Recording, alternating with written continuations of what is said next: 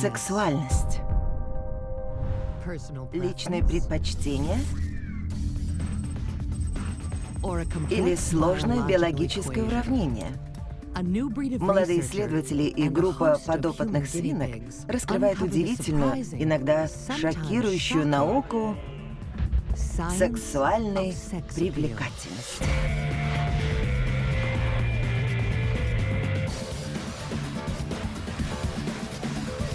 Наука сексуальной привлекательности.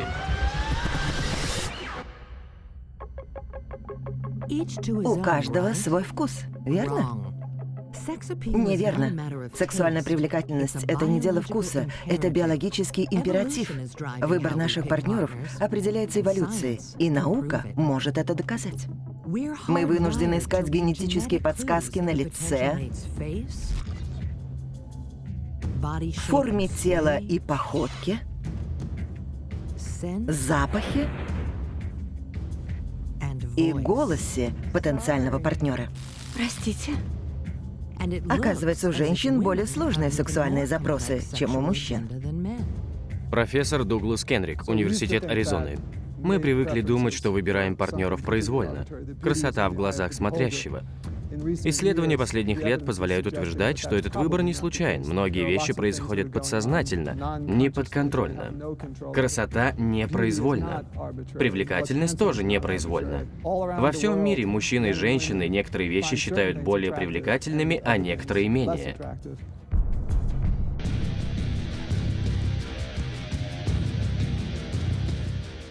Мы действуем по генетическому сценарию. Он подсказывает нам выбор самого страстного партнера среди всех и заставляет нас терять голову от любви. Оказывается, что моногамия и измены запрограммированы. Все направлено на передачу лучших генов нашему потомству, чтобы обеспечить ему лучший шанс на выживание.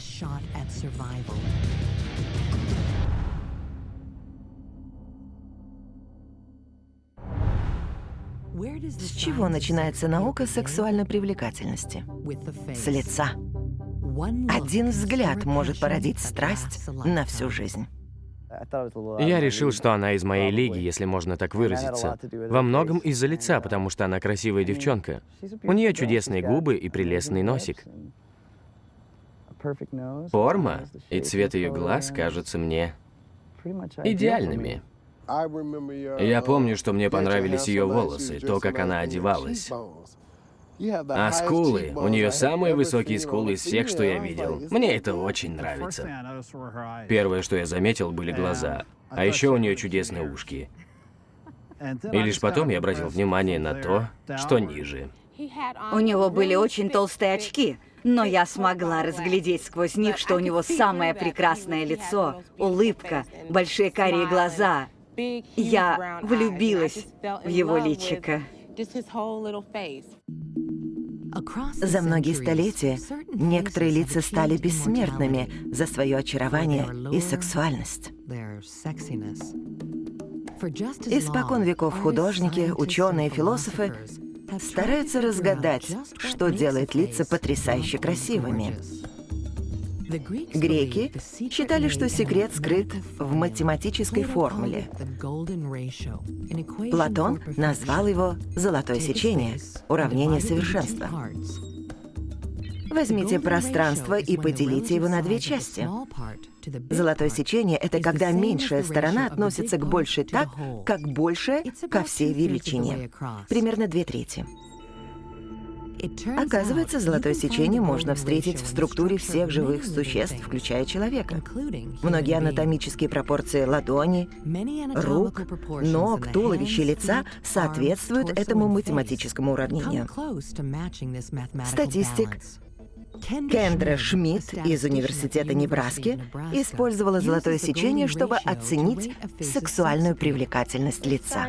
Мы начали с оценки серии изображений людей на основе их привлекательности. Мы нашли, что некоторые особенности привлекают больше, чем остальные. Ширина глаз равна расстоянию между глазами, и отношение ширины рта к ширине носа равны золотому сечению, что очень важно. Кендра должна лишь отметить ключевые точки глаз, ушей, носа и рта. А программное обеспечение вычислит, как близко лицо к золотому сечению. Если взять Грету Гарбо, то ее оценка 6,5. 10 — это совершенство. Но привлекательно все, что больше 6. У Нефертити 6,8. Вот лицо добровольца. Она набрала 4,7. Это средний показатель. Более 7, и вы в нокауте. У Кирка Дугласа тоже 7. Программа Кендры и «Золотое сечение» не делает разницы между мужской и женской красотой, но именно мужественность и женственность делают лицо сексуальным.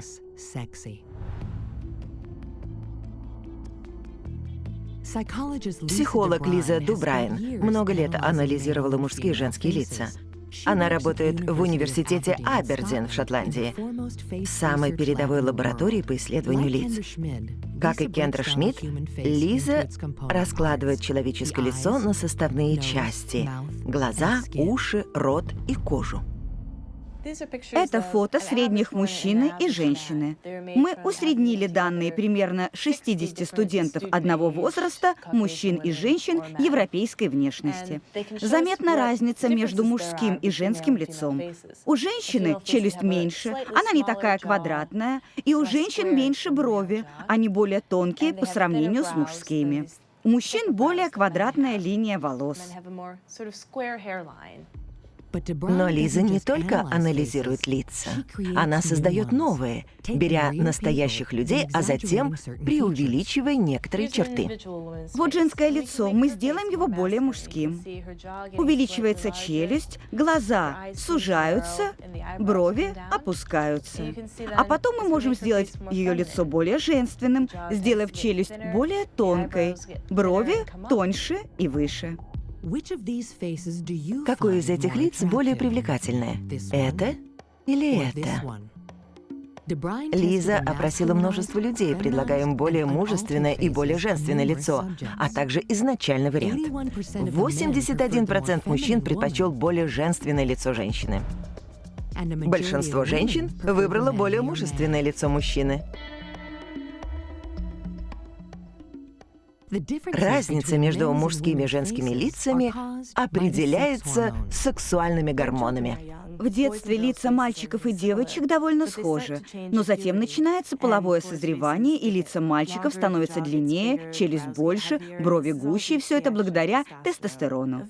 Более мужественное лицо у мужчины говорит о высоком уровне тестостерона, а более женственное лицо у женщины говорит о высоком уровне женских гормонов, таких как прогестерон и эстроген, а также здоровой репродуктивной системе.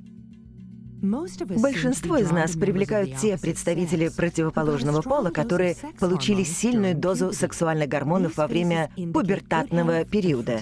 Их лица говорят о хорошем здоровье и плодовитости. Когда мы говорим, что человек привлекателен, это значит, что у него, вероятно, хорошие гены. Человек здоров в репродуктивном плане. И если я составлю пару с этим человеком, у нас будут дети, и эти дети будут здоровыми.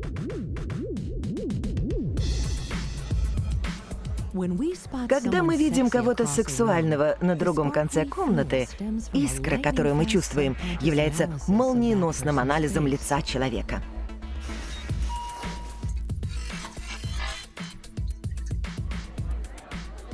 Но мозг не просто оценивает уровень сексуальных гормонов потенциального партнера. Лицо содержит главную подсказку генетического и физического здоровья — симметрия. Представьте, что вы делите лицо пополам и накладываете одну половину на другую. Глаза оказались на одной линии, улыбка не перекошена. Нос, щеки и лоб идеально уравновешены. Симметрия лица определяется событиями, которые произошли до вашего рождения. Человеческий зародыш должен расти пропорционально вокруг центральной оси спинного хребта. Но это происходит не всегда. Крошечные генетические аномалии, плохое питание, даже инфекции могут изменить строение вашего лица, оставив незаметный след. Лиза провела эксперимент. Чтобы определить связь между симметрией и сексуальной привлекательностью, она выбрала мужчину и женщину и переделала их.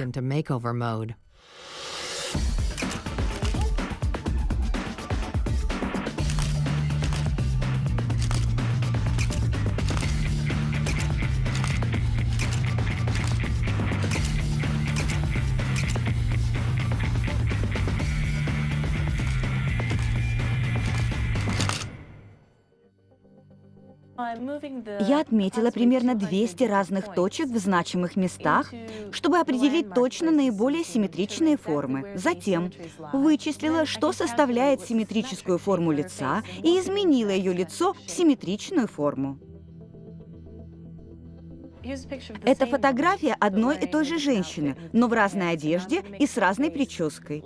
А сейчас я сделаю ее лицо менее симметричным, преувеличивая уже присутствующую асимметрию на ее лице. Лиза повесила снимки на стену университета, говорила прохожим, что это близнецы, и просила сказать, кто более привлекательный и почему. Она более женственна. Та, что слева, милая, опрятная и чистая, а та, что справа, больше похожа на задиру. Женщина слева более женственна и хорошо сложена. Он? Этот мне больше нравится. У него правая сторона лица кажется на другом уровне, чем левая.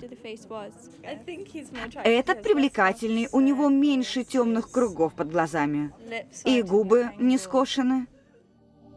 8 из 10 мужчин и женщин предпочли симметричное лицо. Они подсознательно реагируют на заложенные в нас подсказки о физическом и генетическом здоровье. Эти подсказки закладываются в матке. Но точно так же, как мы ищем свидетельства генетического здоровья остальных людей, мы стараемся прорекламировать наше собственное. Исследования лиц позволили сделать один странный вывод. Лица могут незаметно измениться в какой-то из дней.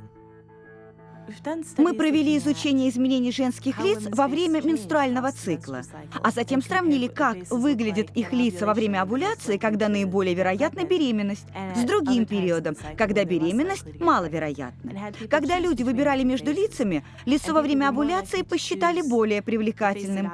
Мы не знаем точно, почему это происходит, но полагаем, что женщина выглядит более здоровой и излучает здоровье во время овуляции. Мужское, женское, симметричное, плодовитое, секретные компоненты привлекательности. И это лишь начало.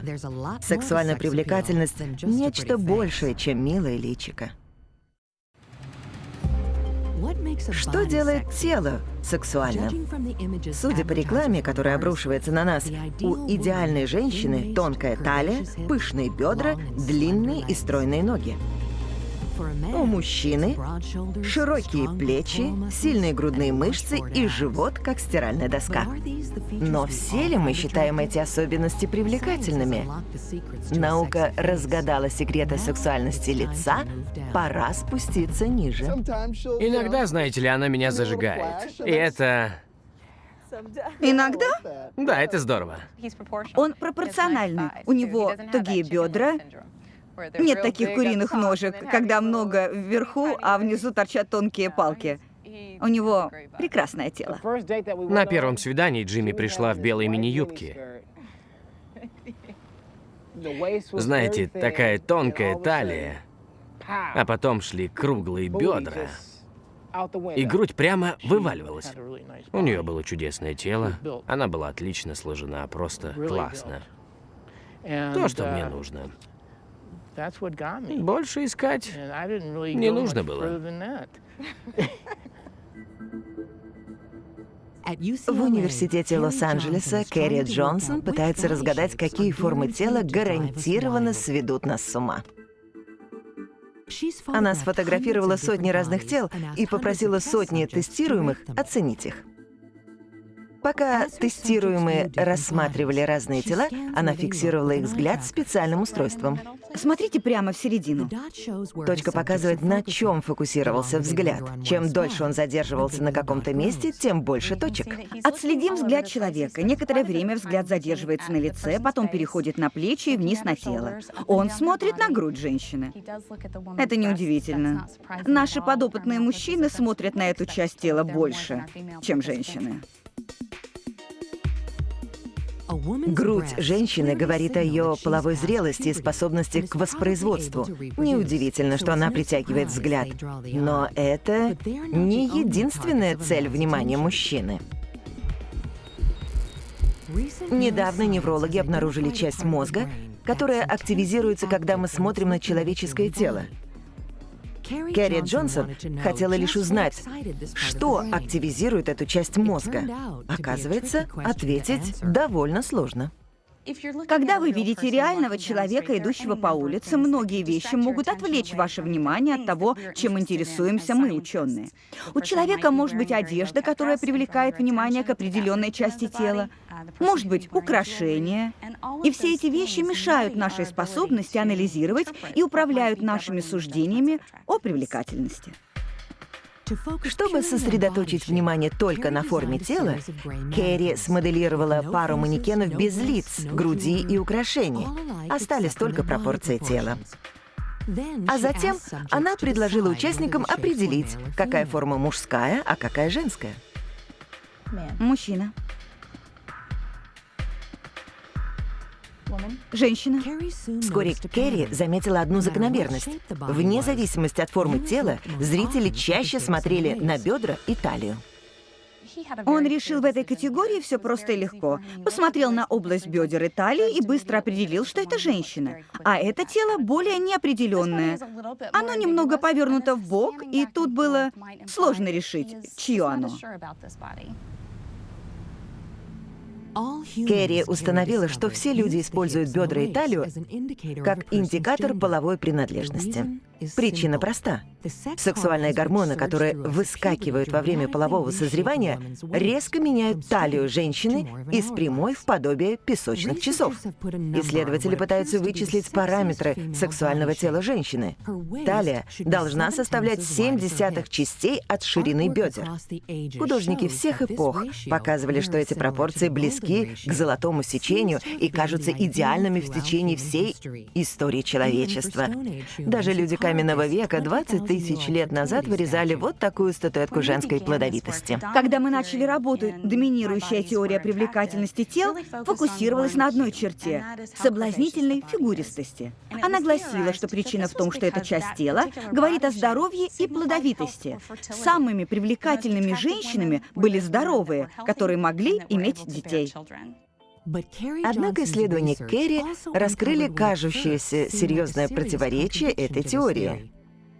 Хотя мужчины сочли плодовитое соотношение 0,7 привлекательным, они решили, что 0,6 и 0,5 еще более привлекательное. Но при 0,5 талия женщины оказывается столь узкой, что она не может родить ребенка. Форма тела говорила о здоровье и плодовитости.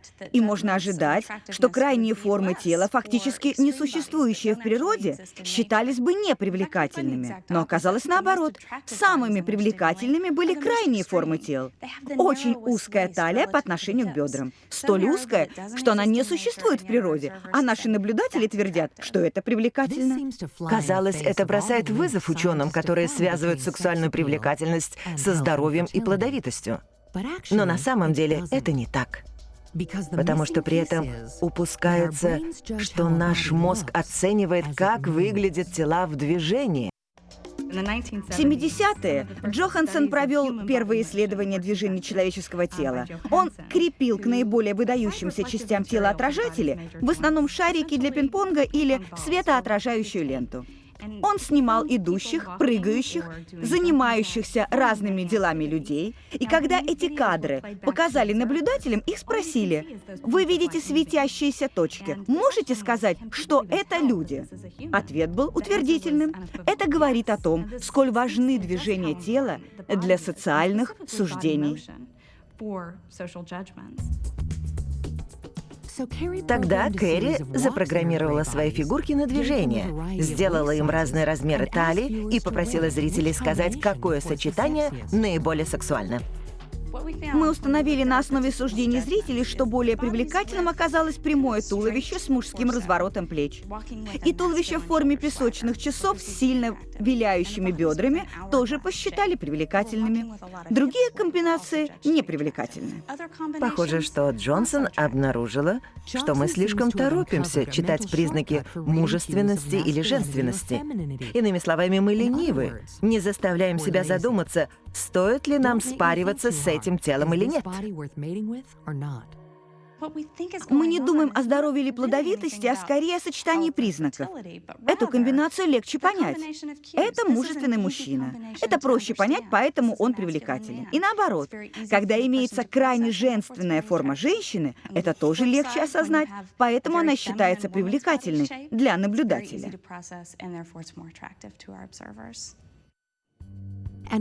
То, что верно для наблюдателя, одинаково верно для наблюдаемого. Кэрри попросила подопытных шагать по дорожке, пока она будет снимать их. Половине из них она дала одну версию того, что будет предметом тестирования. Сегодня мы будем двигаться в удобном для вас ритме и скорости по дорожке, затем проанализируем вашу ходьбу, а для ее эффективности составим компьютерный алгоритм. Другой половине сообщили иную версию. Мы снимаем на видео вашу походку, покажем ее другим людям, чтобы они могли оценить вашу сексуальную привлекательность. Кэрри сразу же обнаружила, что те, кто думал, что оценивают их сексуальность, старались придать своим движениям подчеркнутую женственность или мужественность. Когда мы смотрели женщин, оказалось, что они слишком виляют бедрами. Мужчины во время ходьбы старались расправить плечи пошире. Кроме того, мужчины при ходьбе слишком размахивали руками, чтобы увеличить видимый размер их тела.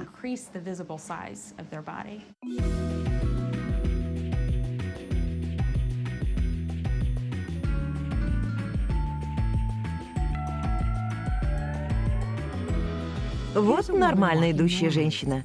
А это виляет бедрами, потому что думает, что оценивают ее сексуальность. Слева нормальный мужчина, а справа мужчина самодовольно расправил плечи, словно пытается кого-то очаровать. Кажется, что действует один психический механизм, когда мы смотрим на людей с сексуальной походкой, а другой заставляет нас идти сексуально, когда мы знаем, что за нами наблюдают. Эти же побуждения управляли желанием спариваться первых людей.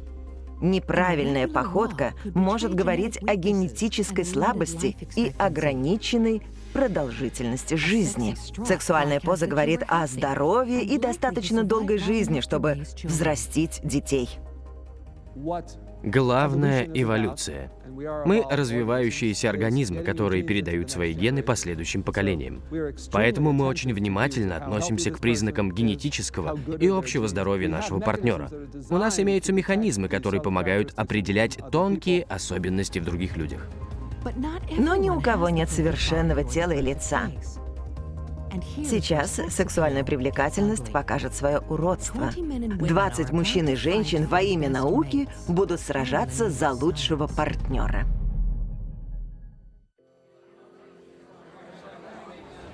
Наш мозг мгновенно оценивает привлекательность лиц и тел, тайно анализирует потенциал партнеров и постоянно охотится за самыми здоровыми генами.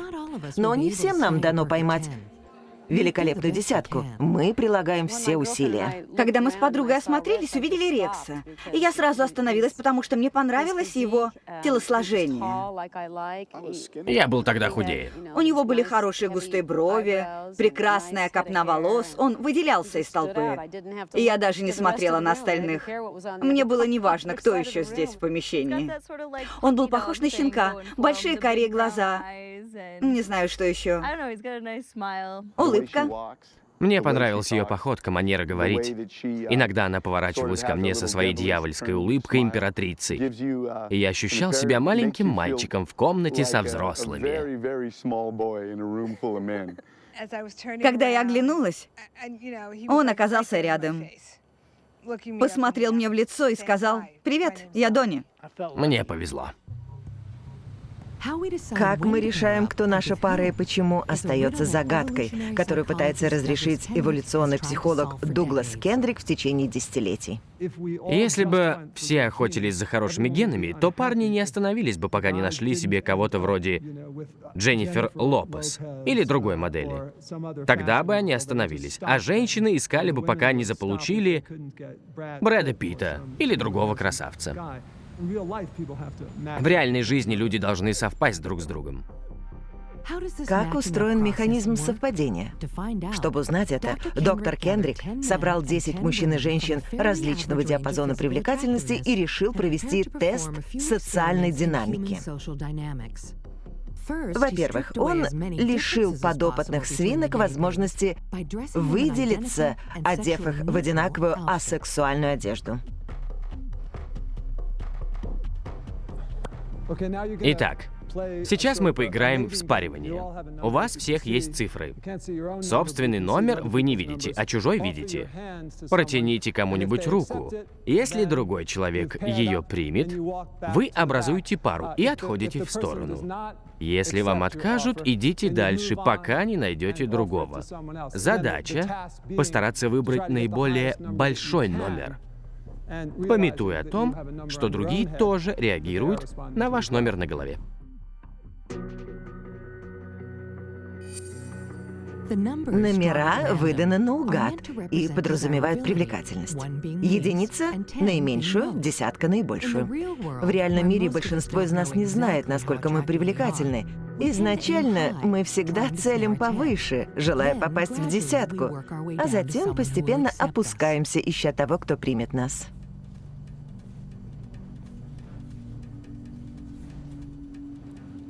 Некоторые попробовали и не соединились. Двое людей с пятеркой нашли друг друга и образовали пару.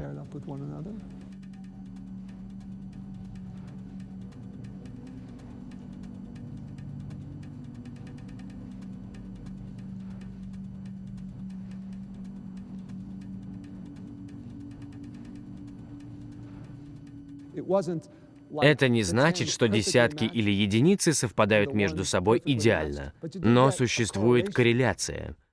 Люди с высокими номерами держатся дольше, они получают больше предложений. Люди с низкими номерами не получают предложений. Отчасти это похоже на реальную ситуацию с выборами пар. Эксперимент позволяет заглянуть в разум подростка, который еще не осознает свою привлекательность. Представьте себе старшеклассников. Есть парень и девочка. У обоих десятки. Они получат множество предложений от противоположного пола. В конце концов, они придут к выводу, что у них еще будет множество возможностей. Если у вас 6 или 5, как у большинства людей, они дадут вам знать об этом. Вы получите обратную связь. Мы должны этому научиться, и это может быть болезненным процессом. Чтобы получить ускоренную версию этого учебного процесса, доктор Кендрик оснастил женщину с третьим номером микрофоном, попросив ее комментировать свою стратегию выбора партнера. Я полагала, что все со старта рванутся к парню с десяткой. Третий, первый, четвертый, десятый — все заняты. Никто не смотрит мне в глаза, и я к такому не привыкла. Мне нравится этот. Но у него маленький номер. Надо еще постараться. Посмотрим. Единица. Нет, семерка. Уже забрали. У меня такое чувство, что у меня маленький номер, и ко мне никто не подходит. Ну давай, двойка. Нет, мне нужен получше. Номера заканчиваются. Остались восьмерка и единица. Ну ладно. Останусь с двойкой.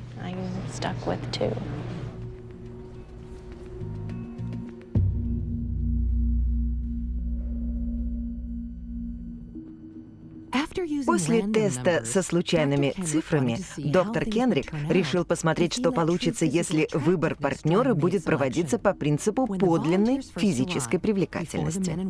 После того, как прибыли добровольцы, и перед тем, как они встретились лицом к лицу, Кенрик попросил всех оценить физическую привлекательность другого пола в масштабе от единицы до 10. Затем баллы сложили, и каждый получил среднюю оценку своей привлекательности.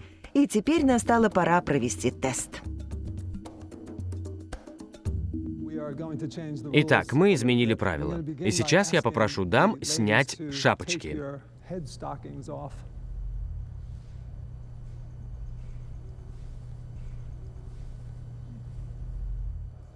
Так, теперь парни могут снять шапочки. Сейчас вы будете действовать согласно своим предпочтениям. И снова, как в прошлой игре, постарайтесь выбрать себе самого привлекательного партнера, по вашему мнению.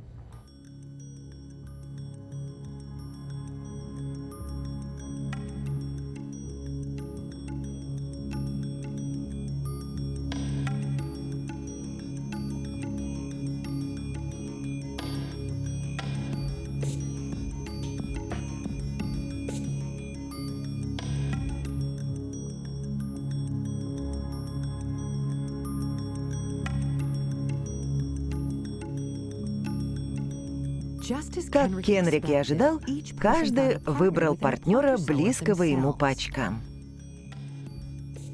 Выходит, что мы со дня рождения обречены на выбор того, кто выглядит так же, как мы. К счастью, нет. Физическая привлекательность не единственный критерий выбора партнера. Сексуальная привлекательность не всегда бросается в глаза. Я люблю красное вино.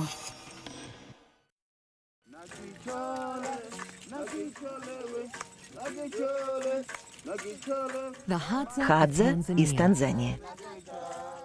Одно из последних диких племен. Нетипичный объект для изучения сексуальной привлекательности. Но в 2006 году ученые приехали сюда, чтобы узнать, какие мужчины наиболее успешно передают свои гены. Хадза известна своими песнями и рассказами. Ученые решили выяснить, есть ли связь между их голосами и способностью привлечь сексуального партнера. Дэвид Файнберг, Университет Макмастер, Канада. Мы записали здесь множество мужских голосов, а потом записали, сколько у каждого детей, и узнали, что больше всего детей у тех, кто отличается низким тембром голоса. А у мужчин с высокими голосами меньше всего детей.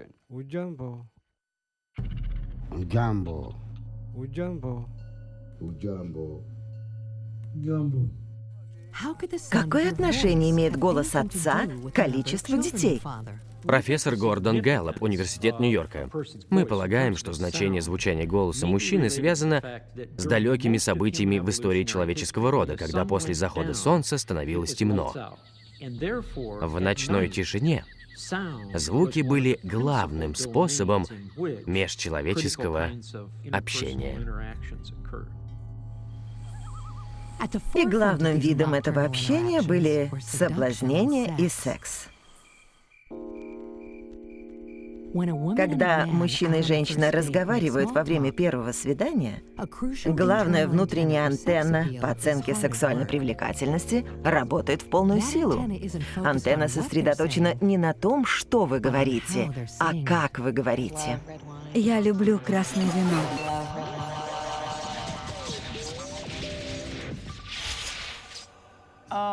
Боже, у него потрясающий сексуальный голос. У меня от его голоса трусики слетают. Ее голос — это прекрасная смесь женственности и чистоты. Мне нравятся нежные голоса, а у нее нежный голос. Если вы хотите понравиться, неважно, парень вы или девушка, говорите нежнее и мягче, чем обычно, и вы будете поражены результатом. Доктор Дэвид Файнберг старается понять, что делает наш голос привлекательным. Мы многое можем сказать о человеке по голосу, пусть даже слышим его в первый раз. По звучанию голоса можно сказать, каков его возраст. По голосу можем определить эмоциональное состояние, но самое интересное, и это было предметом нашего исследования, можно сказать, насколько привлекателен чей-то голос. Когда солнечный свет попадает... Файнберг попросил студентов и студенток оценить множество голосов противоположного пола по степени сексуальной привлекательности.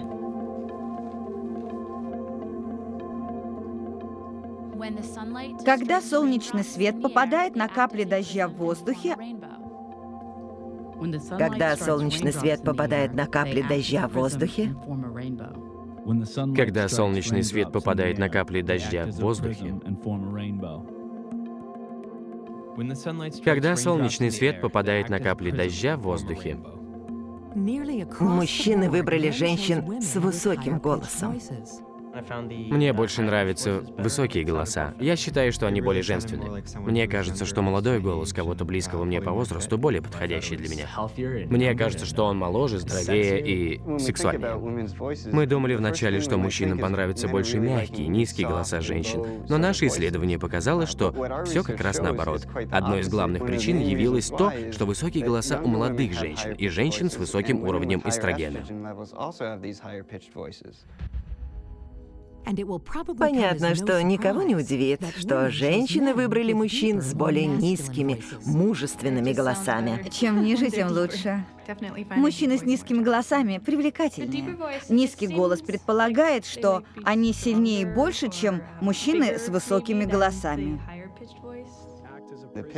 Тембр мужского голоса связан с количеством тестостерона в пубертатный период. У мужчин с большим количеством тестостерона в период полового созревания более низкий голос, и, соответственно, с меньшим количеством более высокий голос. Когда женщины слышат эти голоса, они не знают, кто сколько тестостерона получил, но ведут себя так, словно подсознательно они уже знают это и выбирают для себя. Так происходит потому, что женщины реагируют на подсказки, которые говорят не только о форме голосовых связок мужчин. Уровень тестостерона мальчиков во время периода созревания формирует не только сексуальный голос, но и сексуальное лицо и фигуру. Так же, как у девочек, высокий уровень эстрогена делает более привлекательным лицо, талию, грудь, а также высокий голос. У нашего рассказа есть еще один увлекательный поворот. Во время овуляции у женщин не только лицо становится привлекательнее, но и голос. 1, 2, 3, 4, 5, 6, 7, 8, 9, 10.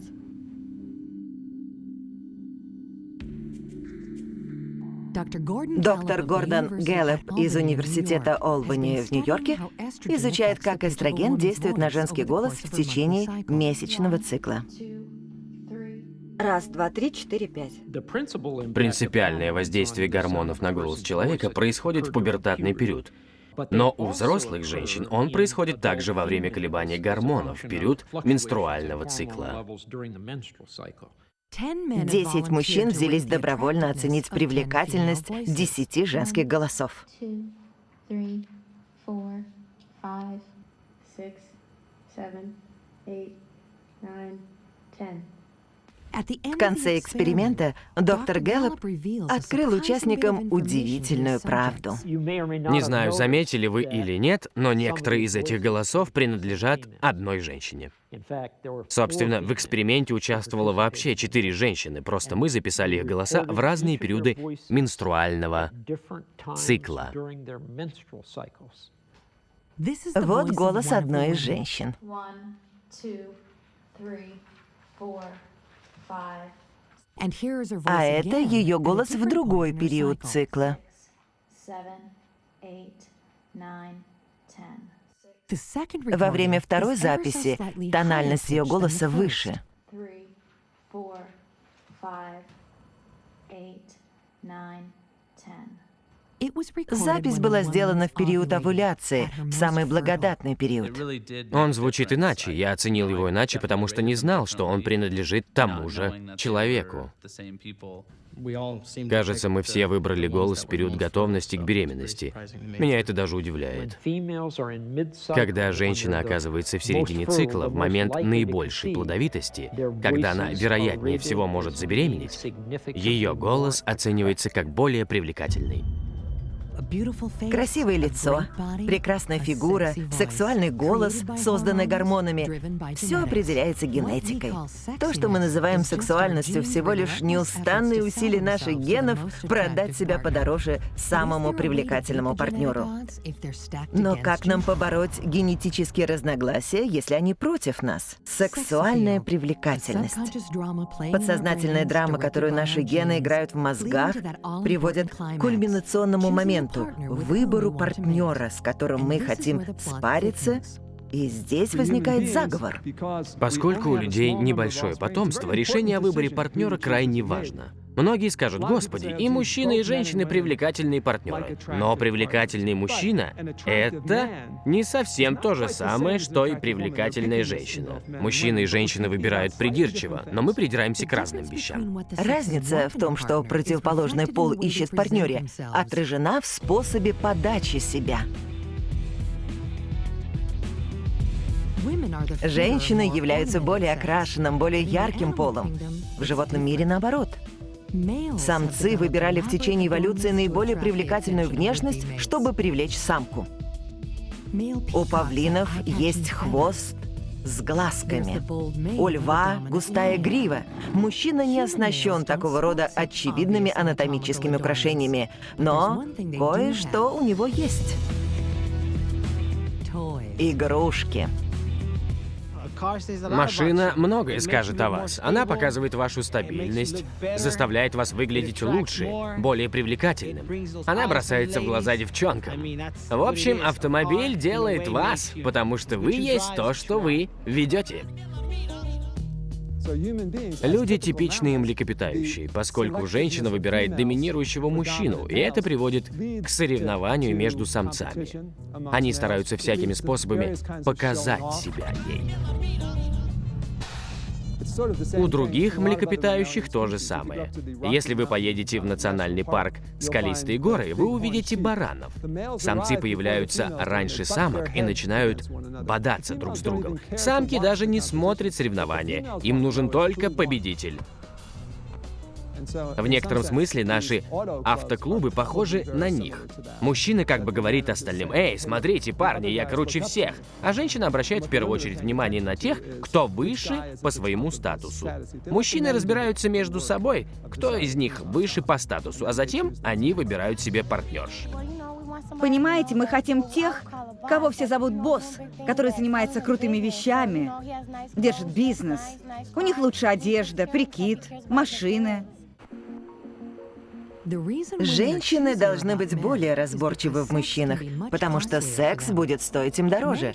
Мужчина может заняться сексом, а потом уйти, а женщину могут ожидать 9 месяцев беременности и годы заботы о малыше. Женщинам подавай хорошие гены и набитые кошельки.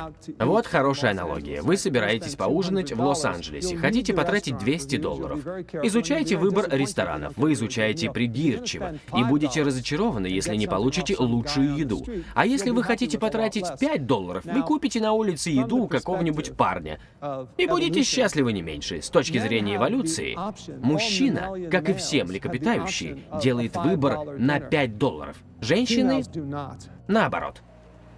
Желание женщин разделить бремя жизни приводит к поиску не просто физической привлекательности.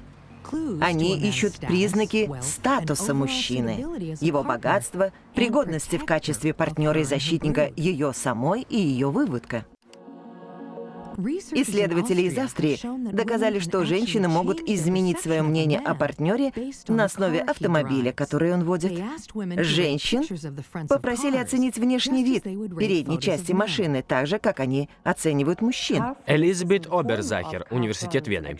Передняя часть машины — это ее лицо. Оно влияет на наше восприятие, на индивидуальность, которую мы приписываем машине.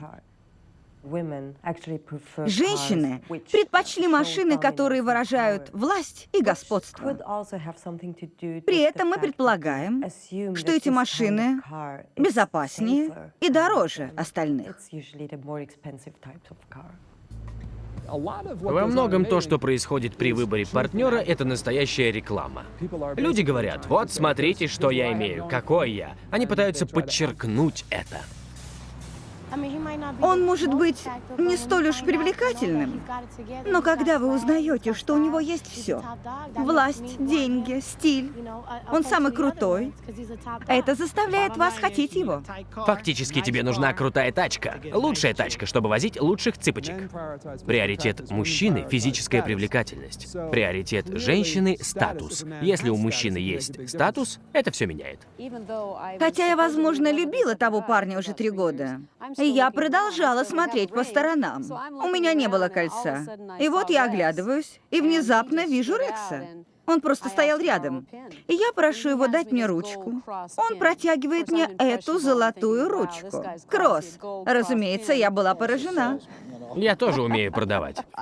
Я чувствовал себя ничтожеством. Как я могу произвести впечатление на девушку или пригласить ее на свидание? Я живу на пособие по безработице. Живу в подвале маминого дома. Никаких шансов. У меня нет их. Я знала, что ты получишь работу. Не век же ты будешь безработным. Я погибал. Если б не это, я бы не стала с ним встречаться. Представляете? Золотая ручка Кросс.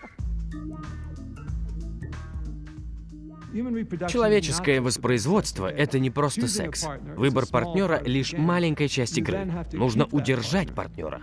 Вы должны устроить гнездышко с этим партнером, где вы будете воспитывать детей вместе. Поэтому многие привлекательные женщины выходят замуж за не очень красивых мужчин, не таких, как они.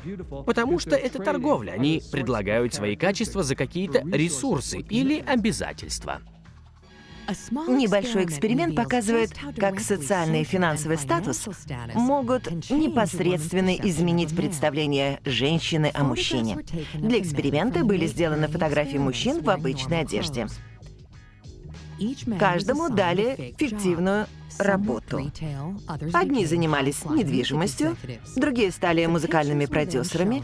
Затем фотографии показали случайным женщинам на улице. Во время лабораторного теста привлекательность этого мужчины оценили на 4. Но ему дали статусную работу и доход в $245 тысяч ежегодно. Дала бы 8. 7. 6 или 7 из-за денег.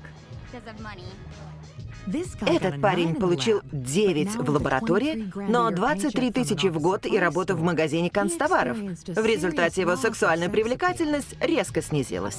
5. 4. А этот парень, который получил низшую оценку в лаборатории, взлетел высоко благодаря работе в компьютерном бизнесе с 3 нулями. 10.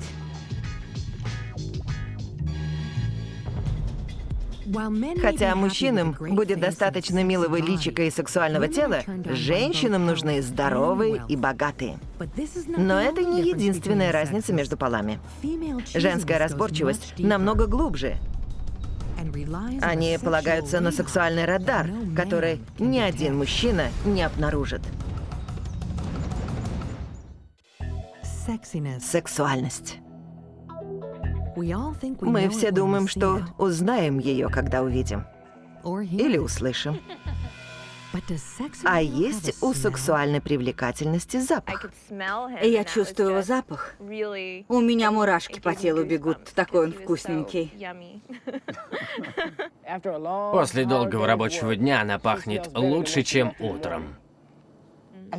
Мне кажется, она пахнет виноградом. Я не ела. Нет, это не такой сильный запах, как от жевательной резинки с виноградом. Это тонкий запах виноградной грозди. Когда он уезжает по служебным делам, иногда на несколько месяцев, я нюхаю его подушку, потому что на ней сохраняется его запах. И я ее держу, пока она не начинает пахнуть мной. Целая индустрия развелась на этом факте, что некоторые ароматы сводят нас с ума, а другие настраивают на секс. Ученые долго искали человеческий феромон, секрецию, которая влияет на сексуальное поведение. Пока что они нашли один довольно близкий. Апокринные железы потовыделения мужчин, которые группируются везде, где есть волосы на теле, выделяют гормон андростенон, но вряд ли его назовешь препаратом любви. В основном женщины ненавидят запах мужчины. Андростенон сначала по запаху похож на мускус, а затем пахнет как моча. В Вене эволюционный биолог Карл Граммер возглавляет мировую охоту на человеческие феромоны. Еще в начале своего исследования Карл обнаружил, что в менструальном цикле женщины бывает период, когда им начинает нравиться резкий запах андростенона. Внезапно, в момент овуляции, им начинает нравиться запах мужчин, особенно привлекательных мужчин.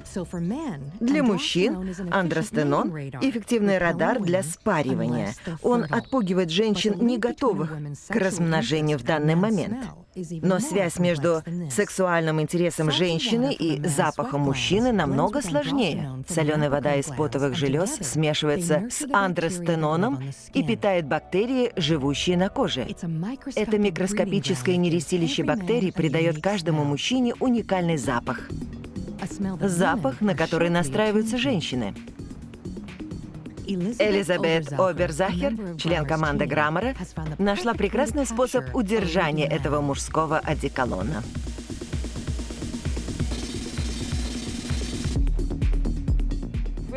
Мы заставляем потеть парней на беговой дорожке. Мы хотим выяснить, привлекает ли аромат одного парня всех девушек, или существует сравнительная система, когда одной девушке нравится запах одного парня, а другая предпочитает запах другого. Или, может быть, одна захочет сразу всех. Парни оставили индивидуальный отпечаток пота на своих майках. Он может рассказать девушкам больше, чем они предполагают. Я считаю аромат любопытным сигналом, потому что он работает на подсознательном уровне. Мы не можем точно установить, как ароматы действуют на нас, как мы их чувствуем. В нашем мозгу обработка ароматов очень схожа с эмоциональной реакцией. Не только эмоциональной, но и генетической. Есть близкая связь между тем, как мы пахнем, и комплексом тканевой совместимости или КТС. КТС — это секреция наших ДНК, которая определяет, с какими болезнями наша иммунная система готова сражаться. Это примерно 100 генов, каждый с разными вариантами. Нет двух людей с одинаковыми комбинациями КТС, и нет двух людей со схожим запахом. Мы не знаем пока, как сильно наша иммунная система связана с ароматом тела. Но есть научные доказательства этой связи. Наша иммунная система определяет, где бактерии могут жить на коже, а наш запах пота создают бактерии. Как девушки отреагируют на запахи мужских маек? В основном ответ неудивителен. К сожалению, они пахнут несексуально. Иногда трудно различать запахи. Но не все женщины разделяют эту точку зрения.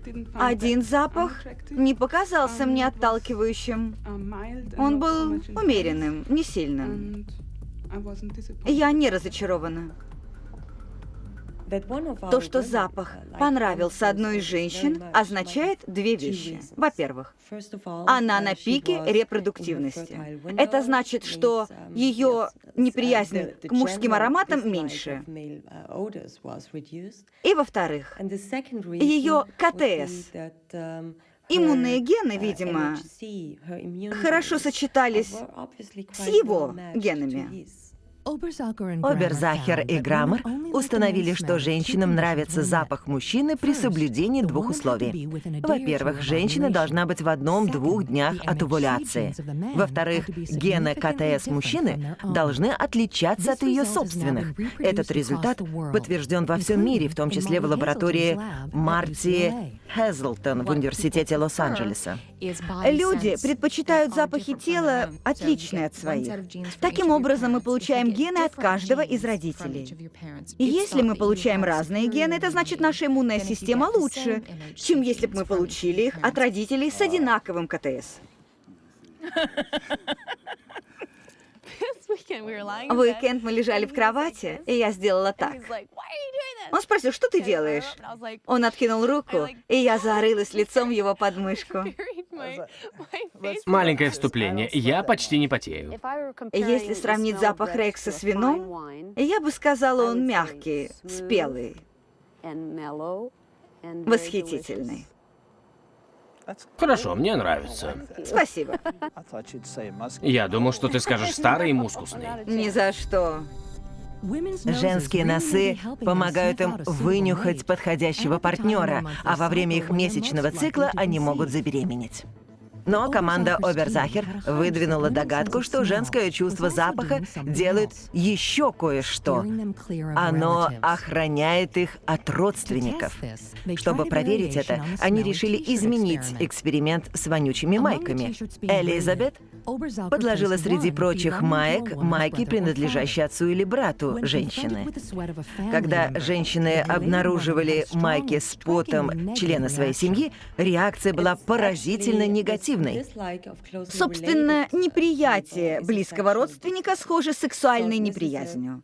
Так что это сексуальный репеллент. Мы полагаем, что главная роль неприятия родственных запахов в предотвращении кровосмешения,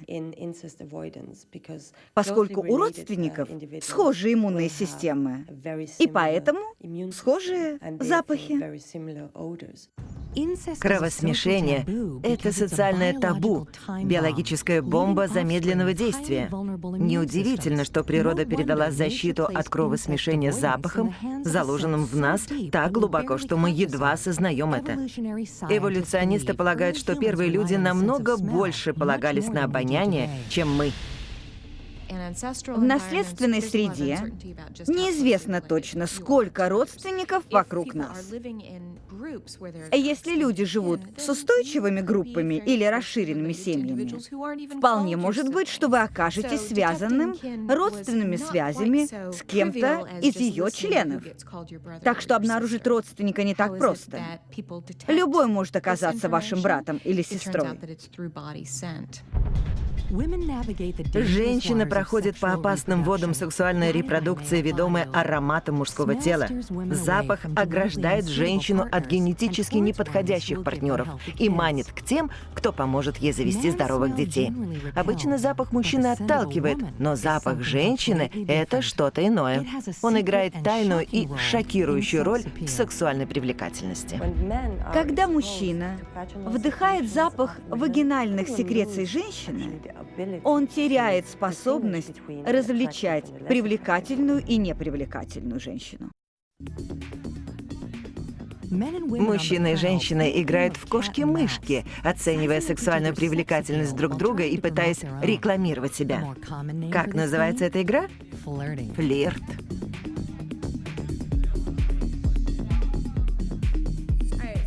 Как я флиртую? Я делаю это не со зла. Много улыбаюсь, часто играю с волосами, глазами и походкой. Я не агрессивный, просто сижу и пытаюсь установить зрительный контакт. У меня длинные волосы, поэтому я обычно отбрасываю их назад. Мы инстинктивно знаем, как играть в эту игру. Нигде она не проявляется лучше, чем во время скоростных свиданий. Внешне я выгляжу круто, но нуждаюсь в эмоциональной поддержке. Я бы хотел научиться танцевать танго. Правда? И где вы учились? Марти Хазлтон изучает скоростные свидания с эволюционной точки зрения.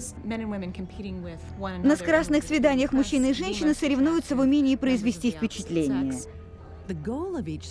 Цель каждого пола — найти хорошего партнера, но методы различны. Мужчины говорят о работе, занятиях, месте учебы. Женщины подчеркивают свою привлекательность, признаки молодости. Во время исследования Хазлтон пытается предсказать результат, судя по выражению лица. Она обнаружила, что только один пол показывает товар лицом. Наивный наблюдатель, глядя запись беседы мужчины и женщины, может догадаться, заинтересовался ли мужчина женщиной, но никогда не догадается, заинтересовалась ли женщина мужчиной. Большая часть того, что мужчина хочет знать о женщине, очевидна. Ее лицо и тело — афиша ее генетического здоровья. Но поскольку женщина ищет не только гены, а информацию о статусе и ресурсах мужчины, они стараются выведать именно ее. Женщины стараются выудить информацию, чтобы оценить, насколько мужчина хорош как партнер. Они показывают заинтересованность, задают много вопросов. А каков ответ мужчины? В некотором смысле они хорохорятся. Мы все знаем, как это происходит. Мужчины думают, что женщина уже их, и обычно они не правы. Да, я бы повторил. Забавное ощущение. Это поразительно, изумительно. Ах, эти женщины. Сомневаюсь, что приду еще раз. Однако получается, что не стоит винить мужчин за то, что они думают, будто они дар небес. И если попросить мужчин оценить уровень сексуальной заинтересованности женщин, они оценят его от среднего до высшего. И если попросить женщин оценить свой уровень заинтересованности, они оценят его от среднего до низкого. Этому есть эволюционное объяснение. Если мужчина недооценит уровень сексуальной заинтересованности женщины, он упустит репродуктивный период. Для парня лучше попробовать и потерпеть неудачу, чем не попробовать вообще. Неустанные усилия мужчин снять женщину, возможно, не их вина. Более 10 лет назад приматологи обнаружили, что самцы обезьян не обращают внимания на стерильных самок во время сезона спаривания. Но если их смазать сексуальными секрециями фертильных самок, самцы внезапно сходят по ним с ума. У секреций специфический запах и химический набор. Ученые дали им четкое название — феромон. Женщины выделяют похожие секреции во время овуляции. Феромоны — это тайное оружие привлекательности женщин. Аромат не совсем приятен. Скорее похож на прогорклое масло. В Вене Карл Граммер и Элизабет Оберзахер создали искусственный феромон и решили провести эксперимент, чтобы узнать, как он действует на мужчин. Они попросили испытуемых оценивать фотографии женщин, вдыхая малую дозу феромона. Столь малую, что они фактически не замечали его. Результаты оказались поразительными. Когда мужчина смотрит на фото женщины, он может сказать, какая женщина более привлекательна, а какая меньше. Но когда мужчин обработали феромонами, они потеряли способность различать привлекательность женщин. Простое дуновение феромонов вызывает вспышку уровня тестостерона. Тестостерон обычно лишает нас способности мыслить здраво. И тогда мужчина не может определить степень привлекательности женщин. В ночных клубах по всему миру бушует невидимая биохимическая война. Мужчины потеют и выделяют андростенон — резкий запах, который отпугивает всех женщин, кроме тех, у кого началась овуляция. Женщины ведут ответный огонь феромонами, который заставляет мужчин считать их всех сексуальными. Биологические ухищрения на этом не заканчиваются. Ученые нашли огромный перечень химикатов, которые влияют на каждую фазу привлекательности.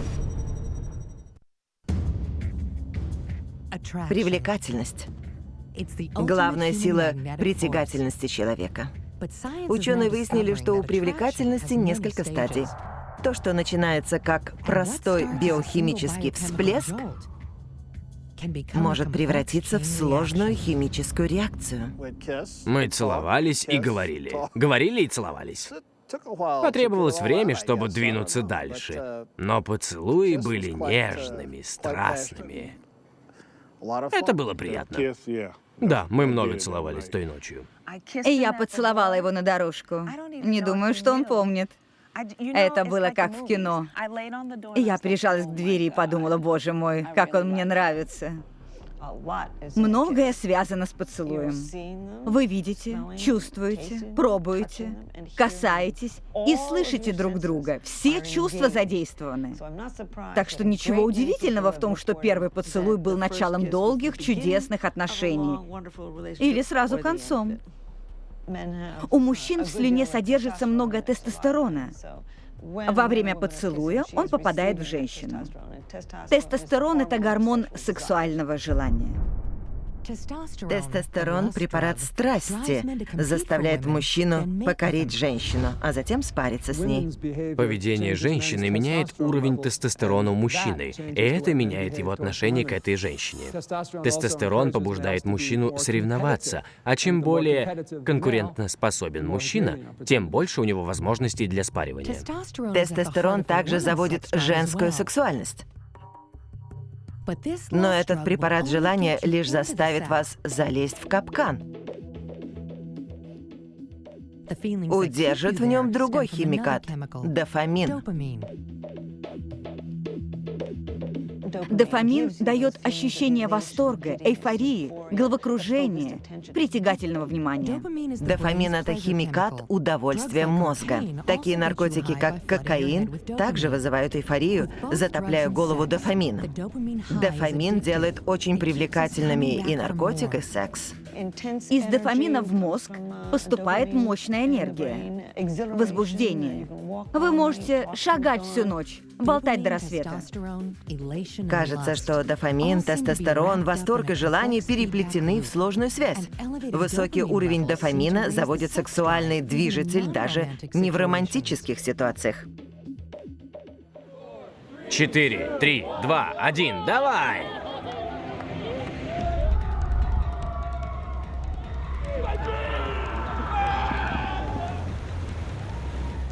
Экстремальные виды спорта, вроде прыжков на резинке, вызывают огромный прилив дофамина.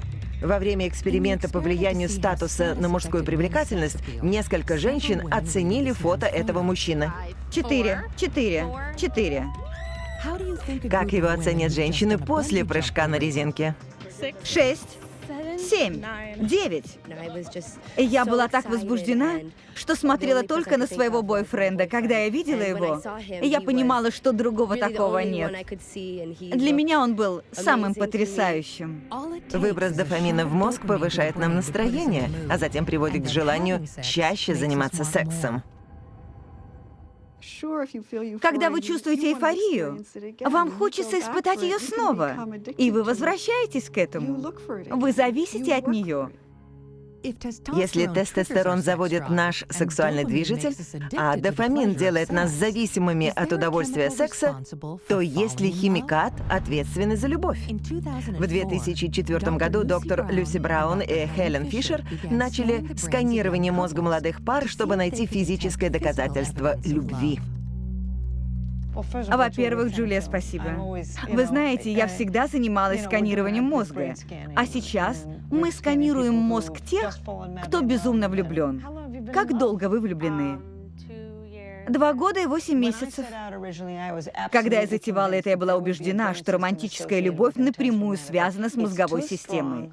Это было слишком очевидно. Стихи, поэмы, повести, истории, мифы и легенды. Должна быть очень важная причина для развития мозговой системы. И я была уверена, мы найдем влюбленный мозг. Они помещали участников в томограф и показывали 2 фотоснимка. На одном был значимый для них партнер, на другой — случайный знакомый. Мы хотели найти участок мозга, который изменялся бы при виде любимого человека. следили не только за визуальной системой. В мозге есть участки определения лиц. Но есть ли специфический участок для любимого? Первое, что заметили Браун и Фишер, когда участники смотрели на фото любимого человека, была активность части мозга под названием вентральный покрышечный участок. В этом участке вырабатывается дофамин. И это еще не все. Они обнаружили активность в иной области, в примитивной части мозга под названием хвостатое ядро. Там смешиваются с дофамином многие факторы нашего прошлого опыта и нынешнего окружения, чтобы произвести опыт. Мозговая система возбуждается, когда вы хотите чего-то, когда жаждете чего-то, когда на чем-то сосредотачиваетесь. Ментальное различие между желанием и любовью сводится к этой структуре мозга. Жажда секса — это всплеск острых ощущений, который проходит со временем, но влюбленность награждает тех, кто неустанно преследует одну цель — быть с любимым рядом. Можно испытывать сексуальное желание к кому-то и не любить его. Можно любить кого-то и никогда не заниматься с ним сексом. Задействованы разные мозговые системы. Этот эволюционный движитель, который заставляет искать и оставаться с партнером, редко встречается в мире животных. Только 3% млекопитающих делают это. Почему мы создаем пары? Во всем мире женщины и мужчины образуют пары в молодости. В мире наших млекопитающих родственников это случается чрезвычайно редко. Фишер полагает, что корни любви могут быть заложены в одном поступке, который отделил нас от наших родственников-приматов. Мы встали на ноги. Когда наш вид начал ходить на двух ногах, женщины смогли носить ребенка на руках, а не на спине. Вряд ли они могли защитить себя, держа в одной руке что-то, равное 10-килограммовому мячу для боулинга. Значит, ей был нужен самец для защиты ее и малыша. Парные связи стали необходимыми для женщин и приемлемыми для мужчин. У нас начала развиваться мозговая система, и развился участок мозга, отвечающий за любовь. Желание, страсть и любовь — это химические американские горки в глубине нашего мозга. Но на этом путешествие не заканчивается. Химия нас связала, а потрясающее новое открытие позволяет предположить, что она же нас разделяет. Люди биологически запрограммированы, чтобы составлять пары на всю жизнь? Религии и культуры убеждают нас в этом. Но так ли было задумано эволюцией? Люди могут выбирать стратегию нескольких пар. Наш инстинкт не заставляет нас жить только с одним партнером. Да, люди могут выбрать моногамные отношения. Мужчина и женщина могут выбрать себе одного партнера, а могут выбрать другую стратегию, которая свойственна большинству млекопитающих. Эволюционные психологи называют его стратегией свободного поведения, когда люди не соединяются навеки. Можно иметь множество сексуальных партнеров.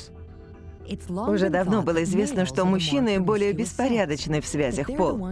Долгое время они были единственными игроками на этом поле. Их причастность к деторождению может ограничиваться одной ночью. Но недавние исследования показали, что женщины тоже ищут сексуального разнообразия, только более тонкими способами. Доказано, что женщины предпочитают парней с мужественными лицами. Иногда они с ними встречаются. Все зависит от близости овуляции. Вот два варианта одного мужчины. В период овуляции женщины предпочитают более мужественную внешность. В другой период выбирают более женственную. Выбор мужественных черт лица на пике репродуктивности имеет смысл, но следующая часть загадки вызвала шок. Это предпочтение свойственно не только незамужним, даже замужних дам тянет к разнообразию, возможно, в силу биологии. Женщина могла выбрать долгосрочного партнера с чертами хорошего папаши, который будет заботиться о ней и потомстве. А затем, при некоторых обстоятельствах, она могла изменить, потому что хотела заполучить мужчину с сексуальными чертами, которые являются свидетельством хороших генов, которые она могла бы передать своему потомству. Когда она могла так поступить? Во-первых, когда долгосрочный партнер не обладает такими чертами. Во-вторых,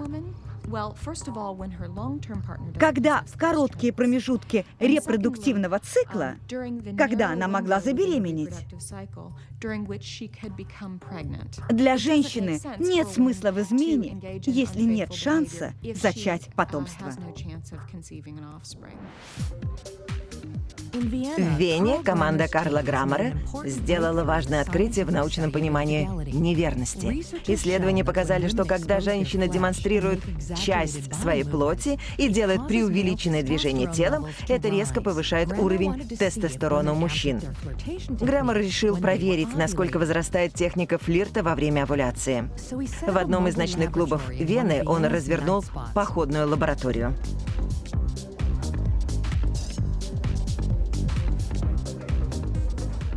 Женщины сдавали образцы слюны, которые позволяли установить фазу менструального цикла, а также сообщали, есть ли у них постоянные партнеры. А затем доктор Граммер снимал их танец.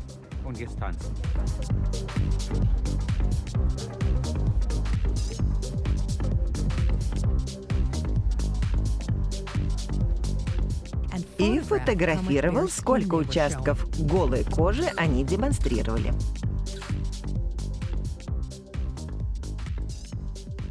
Мы использовали контурную программу. С помощью указателя отмечали контур, а затем замеряли его. После этого замеряли количество пикселей. Здесь оказалось 40 тысяч пикселей, после чего мы отметили участки кожи. Теперь у нас есть только кожа, и мы составляли процентное отношение показанной кожи. Получилось 11 тысяч пикселей. Она демонстрирует 25% тела. Этого достаточно для холодного осеннего вечера. Далее у нас имеется цифровая видеосъемка, и мы определяем области активного движения. Небольшие стрелочки определяют направление, количество и амплитуду этого движения. Когда они сравнили количество движения женщины и количество показанной кожи с анкетными данными женщин, они пришли к поразительному, но закономерному выводу. Собственно, мы получили шокирующие результаты. Те женщины, у которых имелся долгосрочный партнер, но которые пришли не с ним, а с друзьями, посылали самые сексуальные сигналы. Они демонстрировали больше обнаженных частей тела, двигались более вызывающе. Женщины в период овуляции были более кокетливыми. Но те, кто имел постоянного партнера и овуляцию, были самыми кокетливыми из всех. Женщины провоцируют состязание, выходя в свои репродуктивные дни и оставляя постоянных партнеров дома. Они тогда посылают сексуальные сигналы, и, как знать, возможно, они потребуют второго партнера. Неверность не является привилегией мужчин. Женщины тоже могут отвлечься от своих постоянных партнеров. Хелен Фишер изучала пары по всему свету, чтобы выяснить, как долго они оставались вместе. Она обнаружила поразительную вещь, что пик расставаний приходится на 4-й год отношений. Я изучала разводы в 58 сообществах и адюльтеры в 42, а также пары в различных культурах по всему свету. Оказалось, что мы развили то, что я назвала двойной репродуктивной системой. Огромное желание заняться сексом, влюбиться, сформировать пару, вырастить детей одной командой. А есть еще тенденция к расставанию. Эволюция запрограммировала нас оставаться влюбленными достаточно долго, чтобы дойти до точки, когда дальше один родитель сможет воспитывать ребенка самостоятельно. Но есть ли у вечной любви какая-то роль в биологии полов? Если мужчины и женщины обречены на расставание, есть ли шанс у любви? Биологи и эволюционисты говорят, что нет. Но вокруг полно свидетельств того, что люди могут оставаться парой до конца жизни. И многие живут счастливо. Любовь означает разные вещи для разных людей. Волнует духовный аспект любви, волнует воспоминания.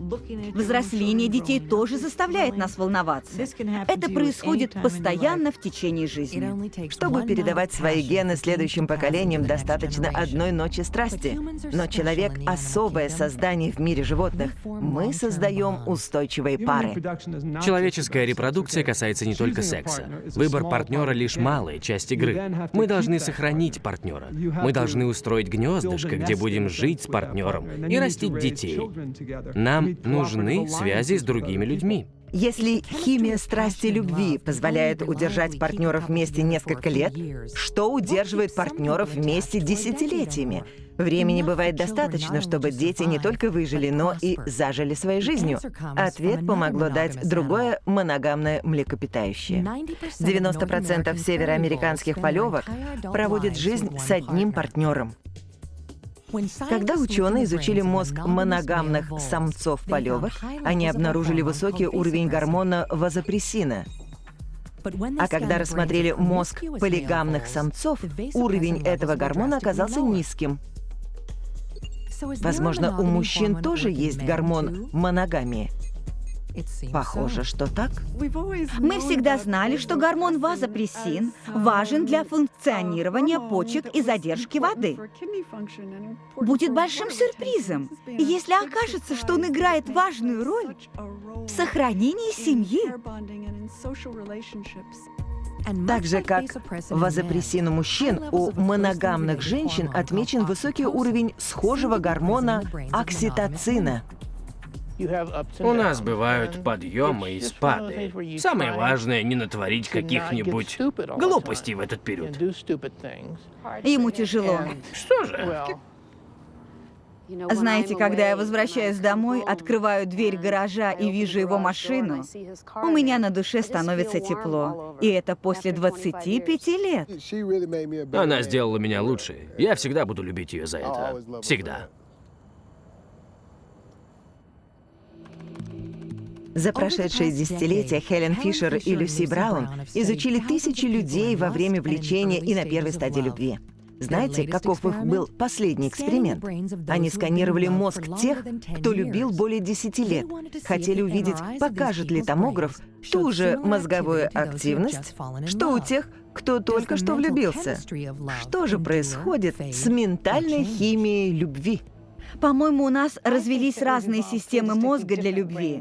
Одна отвечает за сексуальный драйв, тягу к сексуальному удовлетворению и связана с тестостероном у мужчин и женщин. Другая связана с романтической любовью, восторгом, упоением, одержимостью ранней влюбленности.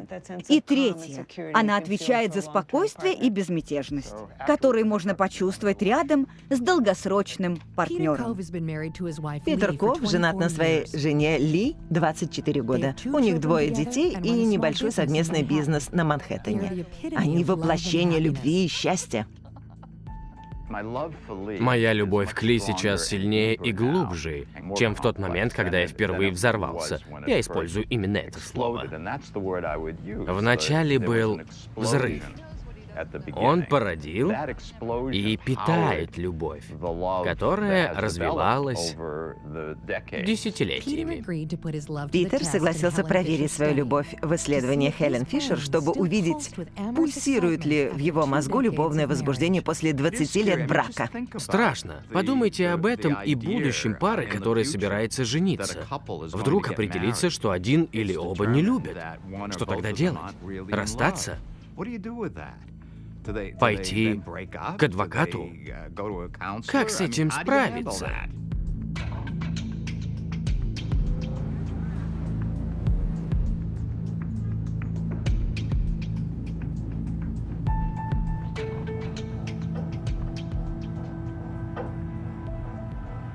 Сначала мы покажем ему фотографию жены Ли на 30 секунд. Потом дадим время, чтобы он успел подумать о другом, забыл об образе жены. И тогда покажем ему фотографию друга. Сканер ясно показал активность в хвостовом ядре Питера, области, которая светится, когда люди влюблены. Но выявилась активность в другой области мозга. Идите сюда. Хочу увидеть. Господи, я давно хотел это увидеть. Да, вот она. Видите красную точку? Да.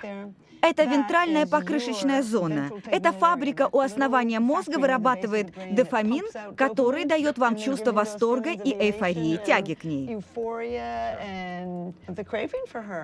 Это область первой влюбленности? Да, мы на это надеялись. Мы надеялись, что у вас будет отмечена мозговая активность в том месте, где она возникает в период первой влюбленности. Похоже, что любящие люди нашли способ постоянно питать дофамином центры влечения. Видите, у вас постоянно вырабатывается дофамин. Я вношу в ее жизнь новые идеи. Мы просыпаемся утром, рассказываем друг другу, о чем думаем, обсуждаем это и работаем вместе. У нас имеется постоянная подпитка, мы растем, соревнуемся. Мы соревнуемся друг с другом. Главная новость — вы можете продолжить любить долгосрочного партнера, к которому чувствуете глубокую привязанность. Иногда может случиться то, во что не верят многие люди. Мы можем постоянно поддерживать романтическую любовь. И Питер тому яркий пример. К чему же сводится вся сексуальная привлекательность? К гормонам, которые группируются в уголках мозга, пребывая и убывая постоянно. Страсть — это подсознательная охота за здоровыми генами? Есть ли у нас выбор, кого нам любить? Мужчина, женщина. За миллионы лет эволюции наши чувства невероятным образом настроились на каждый аспект сексуальной привлекательности.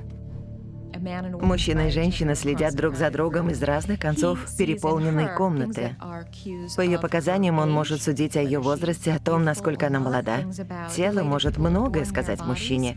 Женщина тоже оценивает, насколько мужественное у него лицо, к какому социальному классу относятся его вещи.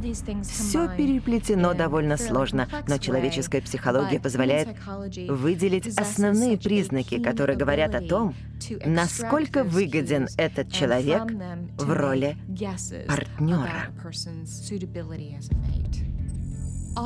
Наш мозг ведет постоянный поиск лучшего генетического соответствия. Мы расшифровываем лица, тела, голоса, запахи. Химикаты влекут нас к сексу, а страсть может превратиться в любовь.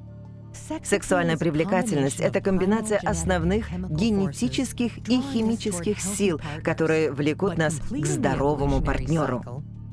Однако участие в эволюционном цикле, воспитании детей, пока они не созреют сексуально, потребует от нас чего-то большего. Главная эволюционная цель не изменилась. Мы должны копировать наши гены. Можно делать это разными способами, на разных фазах жизни. Мы часто делаем выбор и остаемся с одним партнером, как это часто делают люди. Люди часто задаются вопросом, управляют ли ими гены? Может, мы просто гены или химикаты на ножках? Ничего подобного. Мы сами принимаем решения. Для этого мы развили свой гигантский мозг, чтобы принимать решения. Люди отказываются от алкоголя, игр, наркотиков. Они говорят, я буду трудиться, чтобы сохранить семью. Человеческий мозг — начало и конец сексуальной привлекательности. Во-первых, он подсознательно направляет нас к лучшим партнерам. Он кишит химикатами, когда мы влюбляемся, а через много лет находит аргументы, извинения, которые позволяют нам остаться вместе и воспитать детей, чтобы они могли начать свой цикл эволюции. Это решение. Люди должны решать, с кем они хотят быть. Когда они принимают решение, все становится на свои места. Вы не принимаете друг друга как что-то гарантированное. Брак — это работа и путешествие. Это не приключение на одну ночь. Нужно трудиться. Семья выбирает тебя. Ты не выбираешь семью, ты рождаешься в ней. Но когда ты становишься взрослым, ты должен делать выбор. Надеюсь, правильный. Надеюсь. Поцелуй меня. Я тебя люблю. Я тебя тоже.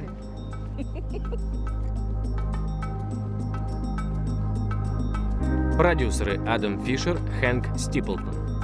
Операторы Крис Дентон, Маркер Троненберг, Дэвид Бейли, Стивен Массел. Композитор Дидье Рашу.